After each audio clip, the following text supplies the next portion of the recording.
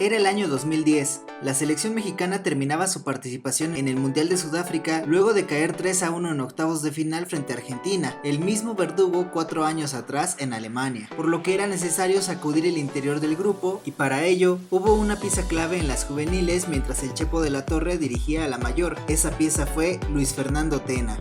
La primera prueba era la Copa América 2011, torneo que México encaró con mucho sub-23, ya que la FIFA pidió jugar la Copa Oro con equipo titular. Además, en esta época hubo indisciplina para varios jugadores que metieron mujeres de compañía a la concentración, lo que derivó a separarlos del grupo. Estamos hablando de nombres como Israel Jiménez, Néstor Vidrio, Giovanni Dos Santos, Marco Fabián, Javier Cortés, David Cabrera, Néstor Calderón y Jorge Hernández. Aquella Copa América fue un desastre para el tricolor, pues perdieron los 3 partidos de la fase de grupos frente a Chile, Perú y Uruguay. En ese mismo año llegaron los Juegos Panamericanos en Guadalajara, de nueva cuenta con jugadores sub-23, llegaron a la final contra Argentina. Al minuto 74, Jerónimo Amione puso el único gol con el que se colgaron la medalla de oro en estos juegos. Estos jóvenes comenzaron a mostrar algo de pasta, se sobrepusieron al ridículo de Copa América y estaban afinándose en lo colectivo. Para el 2012, otra prueba sería el preolímpico. Tuvieron paso perfecto en grupos, arrollando a Trinidad y Tobago 7-0, 3-0 a Honduras y finalmente vencieron a Panamá por la mínima.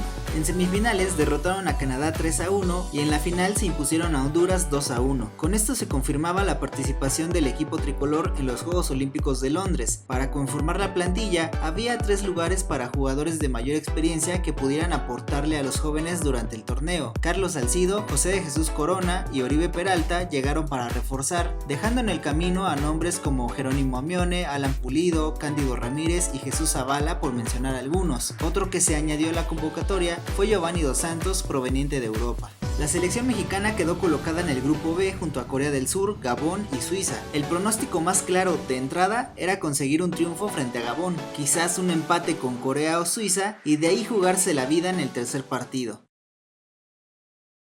El debut fue el 26 de julio de 2012 en el St. James Park de Newcastle contra los surcoreanos. Se notaba el nerviosismo de ambas escuadras. Hasta el minuto 90 llegaron las oportunidades claras para la escuadra azteca, pero el cero no pudo romperse y en medio de dudas se repartieron el primer punto. 3 días después llegaría la segunda prueba, Gabón. Se sabía que las aspiraciones iban a depender mucho de la actitud con la que se encarara este partido. Terminaron los primeros 45 minutos y no caía gol. El panorama parecía oscurecerse y comenzaban a aparecer las preocupaciones, hasta que al minuto 62 vino un pase largo que tomó mal parada la defensa de los africanos. Oribe la bajó, controló y cubrió la redonda mientras esperaba la llegada de Giovanni. Se la sirvió y Dos Santos la puso pegadita al poste para firmar el primero del partido y el que le regresaba el alma al cuerpo a Luis Fernando Tena. Al minuto 90 hubo una falta sobre Peralta en el área y desde los 11 pasos Giovanni anotaría su doblete para sentenciar el triunfo mexicano.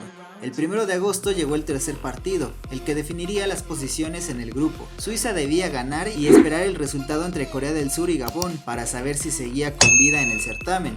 México salió a encarar este encuentro con gran carácter y nuevamente Oribe fue fundamental en el desarrollo, siendo el encargado de mover las redes para decretar el triunfo por la mínima y colocando a la selección tricolor en primer lugar del grupo. Si bien al comienzo del torneo había dudas sobre lo que este grupo de jóvenes podría lograr, la realidad es que partido a partido fueron mostrando mejor juego colectivo y eran una grata revelación. Ahora tenían la atención de todo el país a partir de esta ronda de eliminación directa. El rival en cuartos de final fue Senegal, el escenario, la catedral del fútbol, el estadio de Wembley. Apenas se dio el silbatazo inicial, México salió agresivo en busca del arco contrario. A los 10 minutos llegaría un remate de cabeza del Chatón Enríquez para poner el 1-0 en favor del cuadro azteca. Al minuto 62, Javier Aquino pondría el segundo en la pizarra. Hasta ese momento, Chuy Corona estaba cumpliendo en el arco, pero los senegaleses lograron ponerla en las redes, primero con cabezazo de Konaté al 69 y 7 minutos después nuevamente de cabeza, Valdé pondría el empate. De pronto aparecieron los fantasmas para el equipo tricolor e inevitablemente llegaron los tiempos extra. Cuando parecía que los senegaleses se encontraban en un mejor momento anímico y con la posibilidad de eliminar a los mexicanos, Giovanni Dos Santos se hizo presente al 98. Luego de un error del defensa, Gio definió de manera excelsa ante la salida del guardameta y finalmente en el minuto 109, Héctor Herrera puso cifras definitivas luego de otro error de la defensa senegalés. Un 4-2 por momentos sufrido para México, pero se selló el pase a semifinales. El 7 de agosto llegó el día de saber para qué estaba esta selección nacional. El rival, Japón, quienes de inmediato sorprendieron con un golazo desde fuera del área. Muy temprano en el partido, los mexicanos parecían estar contra las cuerdas, pero este equipo nuevamente no se resquebrajó ni en lo anímico ni en lo futbolístico. Comenzaron a tocar el balón, a tener posesión, y al minuto 30 llegó un tiro de esquina que Marco Fabián remató para poner el empate. Al 64, Oribe Peralta recuperó el balón cerca del área rival y metió un tiro inalcanzable para el arquero, consiguiendo el 2-1. Cuando el partido agonizaba, Javier Cortés fue el encargado de poner el tercero. Ya había sido un certamen espectacular, pues por primera vez se llegaba a una final de fútbol olímpico varonil, pero faltaba la culminación. Las ilusiones estaban a tope, pero tendrían que ponerle calma, pues el último rival sería nada más y nada menos que la siempre poderosa Brasil. El 11 de agosto de 2012 ya estaba trazada como una fecha histórica, pero podría ser la fecha de la máxima gloria tricolor. México frente a Brasil en el estadio de Wembley, pero de entrada el panorama parecía adverso, pues Giovanni se lesionó y fue una baja sensible. Incluso días previos al partido, algunos brasileños declararon que estaban alegres de que Dos Santos no jugara, pues sabían que era un referente en el ataque. Todo indicaba que esa tarde la historia no iba a cambiar y veríamos a los de siempre coronarse. Pero para sorpresa de quienes estaban en el estadio y quienes lo veíamos por televisión, aún sin cumplirse el minuto de juego, México salió a presionar y provocó la equivocación de la saga brasileña, lo que terminaría siendo el gol más rápido en una final en la historia de los Juegos Olímpicos. Oribe Peralta le pegó y venció al guardameta verde amarela. Sorpresivamente, la selección mexicana se ponía 1-0 apenas a los 30 segundos de partido. Oribe Peralta, primero importante, Oribe, ¡gol!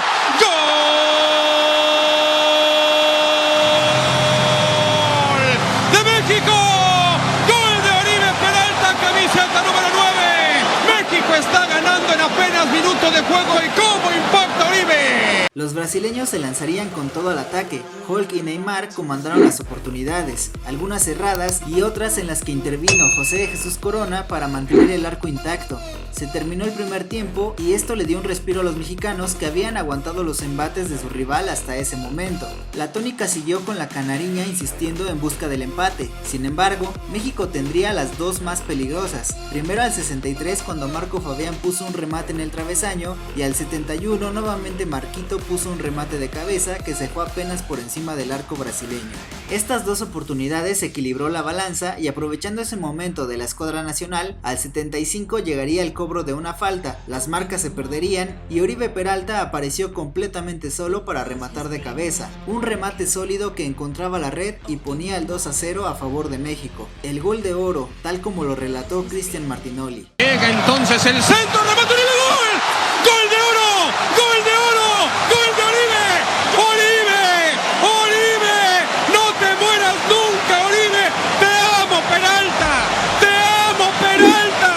¡Doy todo por ti, Peralta! El júbilo se apoderó de los mexicanos, pues estaban en una cita con la historia, pero al minuto 90, Hulk encendió una velita para Brasil al poner el del descuento. Los fantasmas parecían llegar a Wembley. Al 92, los verde amarela tuvieron el empate, pero el remate salió desviado, lo que fue un alivio para los aztecas y fue el hoyo de los brasileños, quienes contra todo pronóstico se quedaron en la orilla. México era campeón de fútbol en los Juegos Olímpicos, una presea histórica que vivirá en la memoria de toda la fanaticada por muchos, pero muchos años.